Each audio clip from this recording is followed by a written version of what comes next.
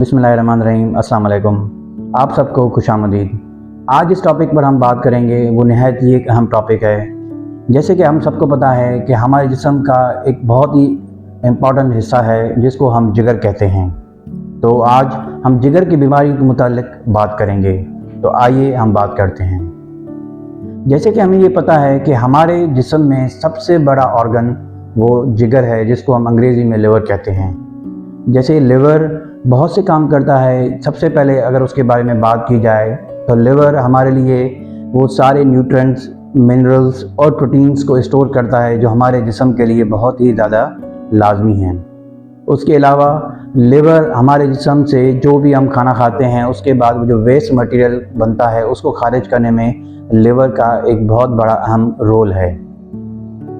इन दो मेन वजूहात के अलावा लिवर एक और काम करती है जो हमारी क़ुव्वत मुदाफ़त है, हमारी जो इम्यूनिटी जिसको हम कहते हैं, जो हमें बीमारियों से बचाती है, वो भी लिवर करती है। अब हम बात करेंगे कि जिगर की कौन सी बीमारियां जो हमारे यहाँ कॉमन हैं या पूरे दुनिया में कॉमन हैं। बदकिस्मती से जिन बीमारियों पे दुनिया पूरी तरह कंट्रोल कर चुकी है, हम अभी तक मुसलसल उनसे लड़ रहे हैं। जिसमें सैर फरस है, हम जिसका हम हमेशा भी कहते हैं कि एक पोलियो है और दूसरा है hepatitis C. World Health Organization के एक रिपोर्ट के मुताबिक पाकिस्तान दुनिया भर में हेपेटाइटिस सी के केसेस में दूसरे नंबर पर है। ये एक बहुत ख़तरनाक बात है और बहुत ही अलमिया है। पाकिस्तान इन जनरल और बिलखुसूस अगर हम सिंध की बात करें तो सिंध में हेपेटाइटिस सी और बी के सबसे ज़्यादा केसेस हैं पाकिस्तान में। इसके अलावा हम देख रहे हैं कि लिवर में हेपेटाइटिस बी, सी और एक दूसरी बीमारी जो बहुत ज़्यादा कॉमन होती जा रही है वो है फैटी लिवर।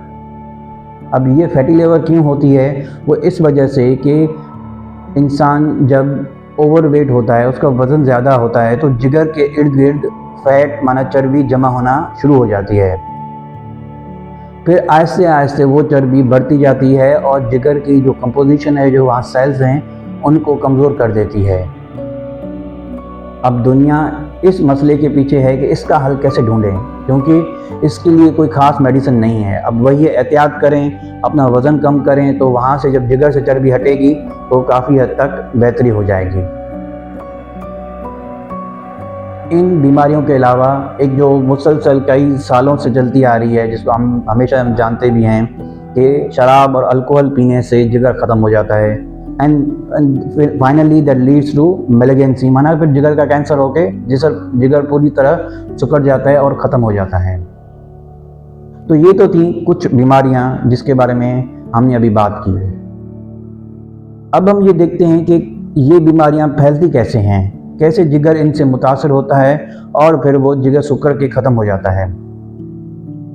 अगर यहाँ पर हम बात करें हेपेटाइटिस सी की, तो वो कुछ तरीक़ों से एक बंदे से, एक आदमी से दूसरे आदमी तक मुंतकिल हो सकती है। मसलन अगर हम ब्लड ट्रांसफ्यूज़ कर रहे हैं, अगर किसी को ब्लड दे रहे हैं बगैर स्क्रीनिंग के अगर वो ब्लड देगा तो दूसरे पेशेंट को भी हेपेटाइटिस सी लग जाएगी। इसके अलावा सिरिंजेस का इस्तेमाल, फिर से मैं यहाँ पे ये बात करूँगा कि हमारे मुल्क में ये अभी भी प्रैक्टिस बहुत आम है कि एक सिरिंज से 2-3 पेशेंट को लगाया जाता है, जो कि बिल्कुल एक गलत प्रैक्टिस है। तो वो उससे क्या होता है कि एक मरीज़ जिसको हेपेटाइटिस सी था भी नहीं, लेकिन उसको भी एक दूसरे से लग गया। दूसरा किस तरीके से ये बीमारी फैलती है वो ये है कि अगर एक इंसान को हेपेटाइटिस सी है और वो अपनी अज़दवाजी ज़िंदगी में अपने पार्टनर से मिलता है बगैर प्रोटेक्शन के, तो जो अपने पार्टनर माना कि उसकी वाइफ या उनके हस्बैंड, दोनों को ये बीमारी हो सकती है। तो ये तो थी हेपेटाइटिस बी और सी के बारे में कुछ बातें कि वो किस तरह फैलती हैं। अब जैसे मैंने आपको पहले बताया कि फैटी लिवर है, वो तो फिर उसी तरह है कि अगर फैट ज़्यादा है और इंसान ओवरवेट है तो उससे हो जाती है। से हो रहा है तो उसके अलामात क्या क्या हो सकते हैं? सबसे पहले अगर हम बात करें, अगर किसी का जिगर किसी बीमारी से मुतासर हो रहा है तो सबसे पहले ये होगा कि उनको खाना हज़म नहीं हो पाएगा, हर वक्त मतली सी महसूस होगी और बुखार का भी आना हो सकता है। इसके अलावा ये हो सकता है कि जिस्म का आंखों का पीला पड़ना, जिसको हम पीलिया भी कहते हैं, ये भी उसी अलामात से एक है।